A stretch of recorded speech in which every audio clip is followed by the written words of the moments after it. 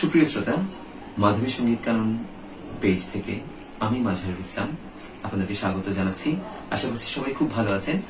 আমাদের প্রথম পর্বটি ইতিমধ্যে প্রকাশিত হয়েছে এবং আপনাদের খুব চমৎকার কিছু ফিডব্যাক পেয়েছি। বিশেষ করে হোয়াটসঅ্যাপ এবং মেসেঞ্জারে অনেকে প্রশ্ন করেছেন বিভিন্ন।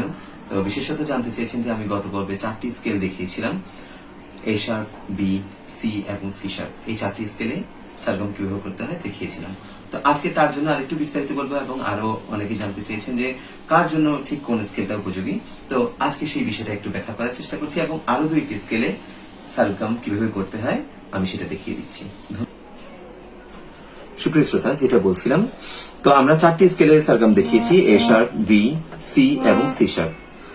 আসলে সবার কণ্ঠ একই রকম নয়, একই রকম উচ্চতার হয় না। কারো কারো কণ্ঠ একটু গম্ভীর টাইপের হয়, কারো কারো কণ্ঠ মধ্যম, কারো কারো কণ্ঠ অনেক চড়া। যেমন ধরেন, যাদের কণ্ঠস্বর অনেকটা গম্ভীর টাইপের তারা জি শার্প থেকে সারগম করতে পারেন। সা, রে, গা, মা, পা, ধা, নি, সা। বিশেষত যাদের চড়ার দিকে এই সা অথবা এইখানে অথবা এখানে লাগতে চায় না, তাদের জন্য হচ্ছে জি শার্প স্কেলটা। অথবা কারো গলা যদি আরো নিচে থাকে একদম খাদের দিকে, তাহলে তাদের জন্য এরকম করা যেতে পারে সারগম। সা, রে, গা, মা, পা, ধা, নি, সা, সা, নি, ধা, পা, মা, গা, রে, সা।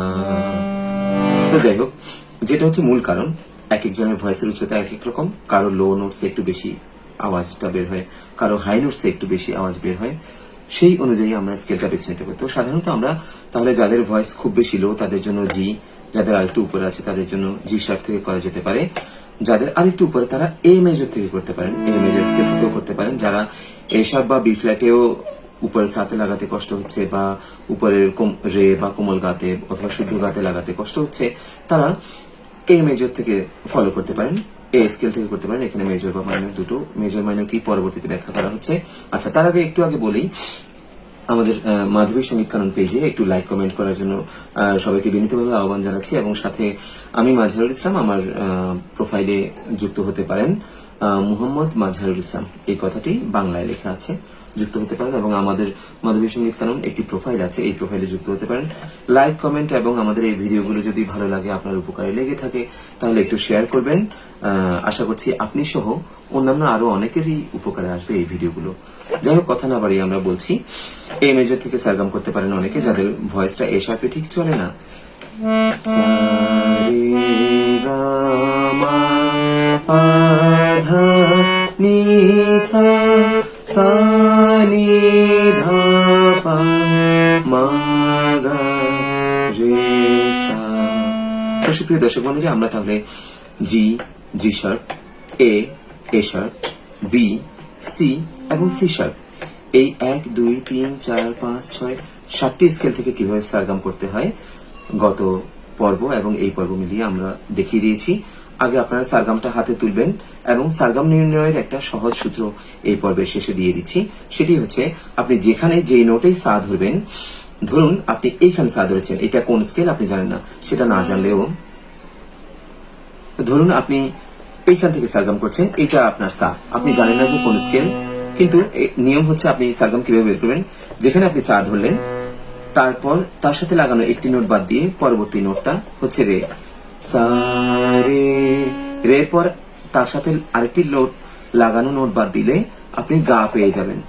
সা, রে, গা, গার সাথে মা সবসময় লাগানো থাকে, গা, মা, অর্থাৎ সা, রে, গা, মা, মার পর এক নোট গ্যাপ লাগানো, একটি নোট গ্যাপ, তারপর আপনি পা পেয়ে যাবেন।